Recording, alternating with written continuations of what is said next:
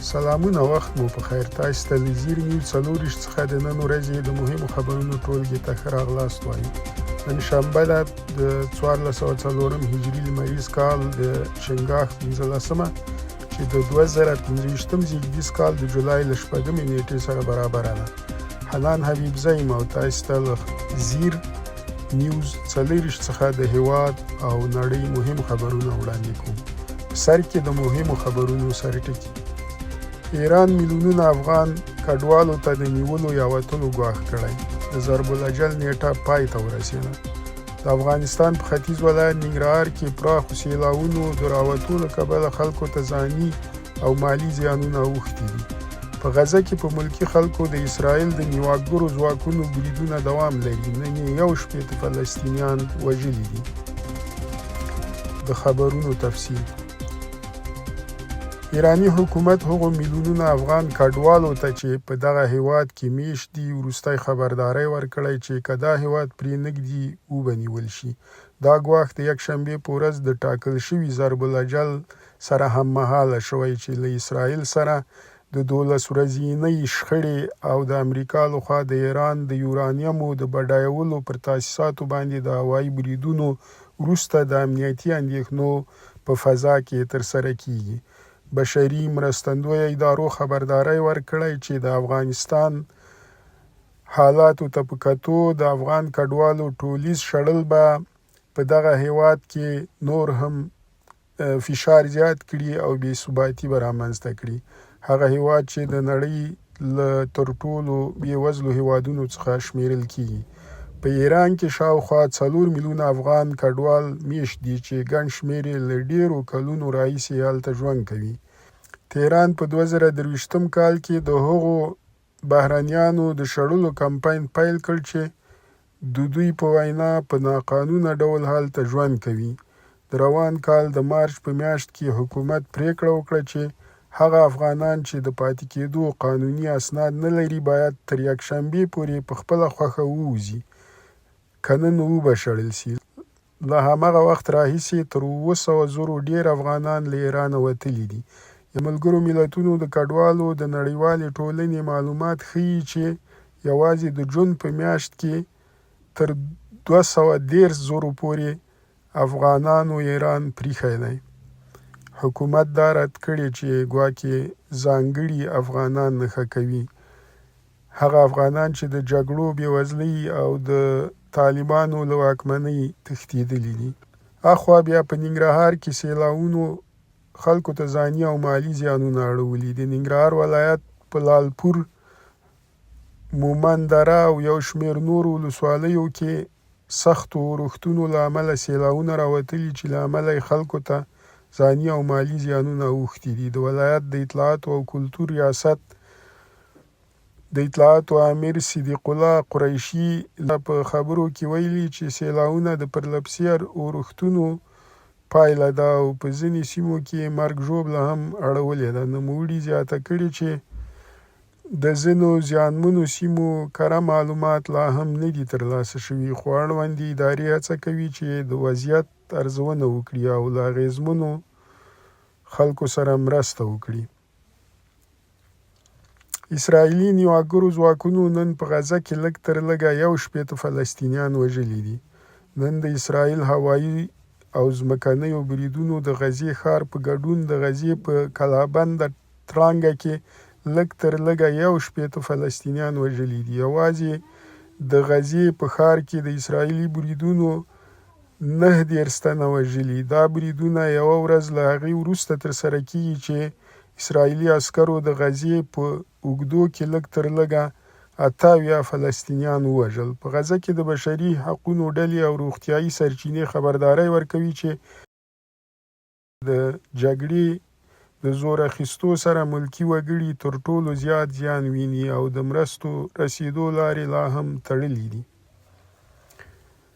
د ترمپ او نتنیاهو لیدنه. څارونکي شکمن دي خو د غزې جګړې د پای هیله لري. د اسرائیلو لومړي وزیر نتنیاهو د دوشنبې په ورځ امریکا ته سفر کړی چې شنونکي موخه د ایران پر وړاندې د اسرائیل او امریکا د ادعا شوي بریا نمانځنه او د غزې د جګړې د اوربند په وړاندیز خبرې ګڼي. دا سږکال درېیم ځل دی چې نتنیاهو د امریکا له ولسمشر ترامپ سره مخامخ ګوري. د امریکا ولسمشر ادعا کړې چې له ایران سره له 12 ورځنۍ جګړې پر مهال د تهران د اټومي پروګرام بنسټونه له منځه وړل شوي او ګواښ یې کړی که ایران خپل اټومي فعالیتونه بیرته پیل کړي نو بریدونه به بیرته له سره ونیسي. تېره اونۍ ترامپ وویل چې اسرائیل د غزې د جګړې لپاره د 80 ورځني اوربند پر شرایطو سلا کړې چې دا لاره هواره شي چې د غزې د 21 میاشتنۍ اوږدې جګړې پای ته ورسیږي. د جولای په 4مه د قطر او مصر په منځګړیتوب حماس د وروستي اوربند وړاندیز ته مثبت ځواب ورکړی دی، خو پوښتنه دا ده چې آیا دا اوربند به عملي شي. د حزب الله مشر نعیم قاسم وایي چې تر هغه چې اسرائیل له جنوبي لبنان څخه ونه وځي دغه ډله به خپلې وسلې پر ځمکه کېنږدي او نه به تسلیم شي. نوموړي وویل چې پر حزب الله د وسلو پر ځمکه ایښودو فشارونه شته، دوی به د اسرائیل ګواښونو ته تسلیم نشي او خپلې مبارزې ته به دوام ورکړي. نعیم قاسم د بیروت په جنوبي څنډو کې د زرګونو پلویانو غونډې ته چې د عاشورا د ورځې په مناسبت راټول شوي وو وویل موږ ته دا نشي ویل کېدای چې خپل دریځ نرم کړو یا وسلې پر ځمکه کېږدو په داسې حال کې چې د اسرائیل تیری دوام لري. فرانسوي پوځي او استخباراتي چارواکي ادعا کوي چې چین هڅه کوي د رافایل جنګي الوتکو نړیوالې معاملې ګډې وډې کړي او د دغو الوتکو نوم بد کړي. د فرانسې چارواکو په وینا چین بهرني سفارتونه د دې هڅو مشري کوي او د رافایل الوتکو د وړتیا په اړه شکونه خپروي. دا هڅې په تېره بیا د هند او پاکستان ترمنځ د مۍ میاشتې هوایي جګړې وروسته زیاتې شوي دي. د اسوسییټډ پریس اژانس د یکشنبې په ورځ د فرانسوي چارواکو له قوله راپور ورکړی چې بیجینګ هڅه کوي د فرانسې د مشهورو جنګي الوتکو نوم بد کړي او د دغو الوتکو نړیوالې معاملې زیانمنې کړي. فرانسوي چارواکو ویلي چې د دوی موندنې ښیي چې چین خپلې بهرنۍ سفارتخانې کاروي ترڅو هغه هیوادونه چې رافایل جنګي الوتکو فرمایش یې ورکړی دی قانع کړي چې له دې معاملې لاس واخلي او د چین جوړې الوتکې واخلي. چارواکو په ځانګړې توګه اندونیزیا ته نغوته کړې ده چې چین هڅه کوي دغه هیواد د رافایل له اخیستو راوګرځوي. د اسوسییټډ پریس اژانس د راپور له مخې دا موندنې د یو فرانسوي پوځي چارواکي د نوم د نه ښودلو په شرط شریکې کړي دي. د هند او پاکستان ترمنځ د مۍ میاشتې 4 ورځنۍ جګړه چې د دواړو اټومي ځواک لرونکو ګاونډیانو ترمنځ په تیرو کلونو کې تر ټولو جدي جګړه وه، د هوایي بریدونو او لسګونو جنګي الوتکو څخه پکې کار واخیستل شو. له دغې نښتې وروسته پوځي چارواکي او څېړونکي هڅه کوي دا معلومه کړي چې د پاکستان چین جوړ جنګي وسایل په تیره بیا جنګي الوتکې او د هوایي جګړې توغندي د هند د هوایي بریدونو پر مهال د فرانسې جوړو رافایل الوتکو پر وړاندې څنګه وځلېدل. د رافایل او نورو وسلو پلور د فرانسې د دفاعي صنعت لوی کاروبار دی او دا پاریس سره مرسته کوي چې له نورو هیوادونو په تیره اسیا کې اړیکې ټینګې کړي، هلته چې چین ورځ تر بلې د سیمې ستر ځواک جوړیږي. برازیل د بریکس غونډې کوربه دی. پوتین او د روسیې او د چین ولسمشران په دې غونډه کې ګډون نه لري. د بریکس ډلې مشران برازیل ته ورټول شوي دي څو د 2 ورځنۍ غونډې پر مهال د امریکا د ولسمشر ډونالډ ټرمپ د نوو تجارتي تعرفو پر وړاندې خپل غبرګون څرګند کړي او دا ډله د څو اړخیزوالي مدافع وښیي. دا غونډه د یکشنبې په ورځ د ریو ډي جنیرو په ښار کې پیل شوې چې مشران به پکې د لویدیځ د واکمنۍ پر وړاندې د ګډې همکارۍ د پیاوړتیا لارې ولټوي. بریکس نوم د بنسټ ایښودونکو هیوادونو برازیل، روسیه، هند، چین او جنوبي افریقا د نومونو له لومړیو تورو جوړ شوی دی. دغه ډله چې خپله لومړنۍ غونډه یې په 2009 کال کې کړې وه، وروسته مصر، ایتوپیا، اندونیزیا، ایران، سعودي عربستان او د متحده عربي اماراتو غړیتوب هم پکې شامل دی. دغه راز دغه ډله 10 ستراتیژیک شریک هیوادونه لري لکه بیلاروس، کیوبا او ویتنام.